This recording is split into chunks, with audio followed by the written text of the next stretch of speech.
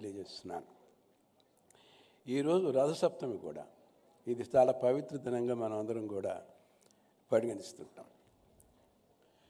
నాకు ఓటర్స్ డేతో దీర్ఘకాలమైన అనుబంధం ఉంది.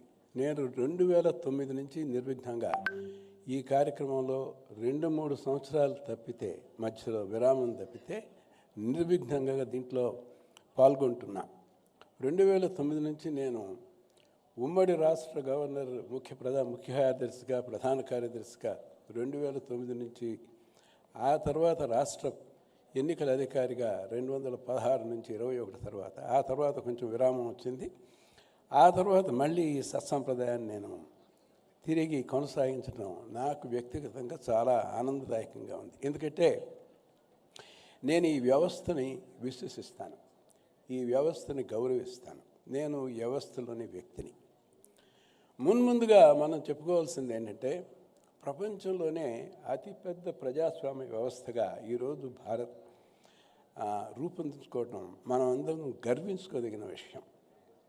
అంతేకాకుండా నిబద్ధతతో, పారదర్శకతతో ఎన్నికలు జరుపుకోవటం, ప్రజాప్రభుత్వాలు ఏర్పరచుకునే సత్సాంప్రదాయానికి మన భారతదేశం ఒక వేదికగా ఉండి ప్రపంచ దేశాలందరినీ కూడా అబ్బురపరుస్తుంది.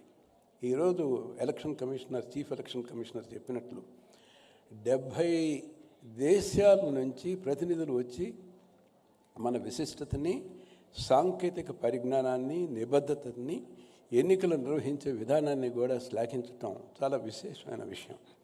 అంచేత ఈ విజయం ఈ వ్యవస్థలో ఉన్న ప్రతి ఒక్కరిది, ముఖ్యంగా జిల్లా కలెక్టర్లు ఎవరైతే ఉన్నారో, ఈ వ్యవస్థని పారదర్శకంగా ఎన్నికల సమయంలో నిర్వహించే ప్రధానమైన గురుతరమైన బాధ్యత మీ మీద ఉంటుంది. కాబట్టి ఈ ప్రశంస ఈ వ్యవస్థకి, జిల్లా కలెక్టర్ల వ్యవస్థకి, మీ అందరికీ కూడా చెందుతుంది అని చెప్పి నేను గుర్తు చేస్తా ఉన్నా. ఈ సందర్భంగా మన ప్రజాస్వామ్య స్వరూపాన్ని, ఈ ప్రయాణం ఎలా కొనసాగింది, ఈరోజు ఎలా ఈ గమ్యం మనం చేరుకున్నామనే విషయాన్ని మరొకసారి పునశ్చరణం చేసుకోవటం సముచితం అని చెప్పి నేను భావిస్తూ ఉన్నాను. ప్రజాస్వామ్యంలో ఎన్నికలు ప్రధానం. ఎన్నికలకి పౌరులు ప్రధానం. పౌరులు ఓటు హక్కు వినియోగించుకోవడం ప్రధానం.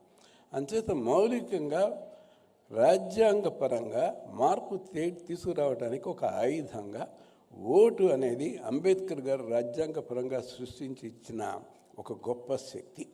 ఇది ప్రజలందరికీ కూడా ఎటువంటి వివక్ష లేకుండా ప్రతి ఒక్కరికి అందుబాటులో ఉన్న, ఇది సముచితమైన, సగౌరవమైన ఇది ఒక ఆయుధం. దీన్ని సద్వినియోగం కనుక చేసుకున్నట్లయితే వ్యవస్థ బలంగా ఉంటుందని చెప్పడం నిర్వినాశం. అయితే ఈ ప్రయాణం 1952లో ప్రారంభమై ఈ ఎన్నికల ప్రస్థానం 2023 వరకు అనేక మలుపులు అనూహ్యంగా తిరుగుతూ ఈరోజు చేరింది. ఇక్కడికి చేరి వ్యవస్థ బలపడింది. ముఖ్యంగా ఓటు హక్కు గురించి మనకి 3 రకాల హక్కులు ఉన్నాయి. చట్టపరంగా సంక్రమించే హక్కులు, అది చట్ట పరిమితిలో పనిచేస్తాయి. రాజ్యాంగపరంగా సంక్రమించే హక్కులు, అది రాజ్యాంగబద్ధంగా ఉన్నాయి. దాన్ని మనం సాధించుకోవడానికి రాజ్యాంగపరంగా ఉన్న మార్గాలు కూడా ఉన్నాయి, రిట్ ఉన్నాయి. ఇవి కాకుండా ప్రాథమిక హక్కులు ఏవైతే ఉన్నాయో ఇవి ఇంకా విశిష్టమైనవి. ప్రాథమిక హక్కులను ఎవరూ హరించలేరు. ప్రాథమిక హక్కులు హరించాలి అంటే దానికి ఒక నిర్దేశించిన విధి విధానం తప్పనిసరి. ఎంత చిన్నవాడికైనా అవి రక్షణగా, ఒక రక్షణ కోటగా ఉన్నాయి. అంచేత ఇంత ప్రధానమైన ఓటు హక్కు అనేది చట్టపరంగా ఉండాలా, రాజ్యాంగపరంగా ఉండాలా, ప్రాథమిక హక్కుగా ఉండాలా అనే చర్చ అనేక సందర్భాల్లో జరగటం, దీన్ని అత్యున్నత న్యాయస్థానాల ముందు ఈ అంశం ఎప్పటికప్పుడు రావటం, అత్యున్నత న్యాయస్థానం ఈ విషయం మీద స్పందించిన విధానం ఈరోజు ఈ వ్యవస్థను బలపరిచింది అని చెప్పి నేను సభాముఖంగా మీ అందరికీ తెలియజేస్తున్నాను. 1952లో మొట్టమొదటిసారి మనకు ఎన్నికలు వచ్చినప్పుడు ఒక ప్రామాణికమైన ఒక వాద్యం వచ్చింది. Ponnuswamy versus returning officer of Namakkal. చాలామందికి తెలిసి ఉంటుంది ఇక్కడ ఉన్నవారికి. దాంట్లో ఓటు హక్కు ఎటువంటి హక్కు అనే దాని మీద సుప్రీంకోర్టు ఒక నిర్విధమైన అభిప్రాయం ఇచ్చింది. అప్పుడేం చెప్పారంటే ఇది ఒక చట్టపరంగా సంక్రమించిన ఓటు హక్కు మాత్రమే పౌరుడికి అని చెప్పి భాష్యం చెప్పారు. ఆ రోజున్న పరిస్థితిలో సుప్రీంకోర్టు చెప్పిన దాన్ని మనం తప్పు పెట్టాల్సిన అవసరం లేదు.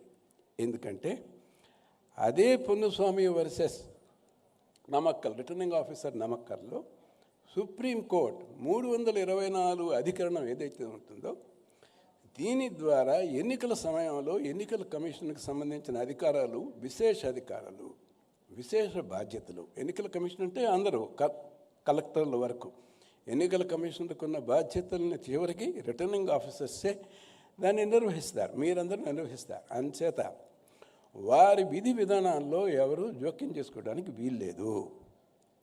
ఎవరు ఈ పరిధిలోకి చొరబట్టడానికి మేము సహించమని చెప్పి ఆ రోజు సుప్రీంకోర్టు ఒక చక్కటి నిర్ణయాత్మకమైన తీర్పిచ్చింది.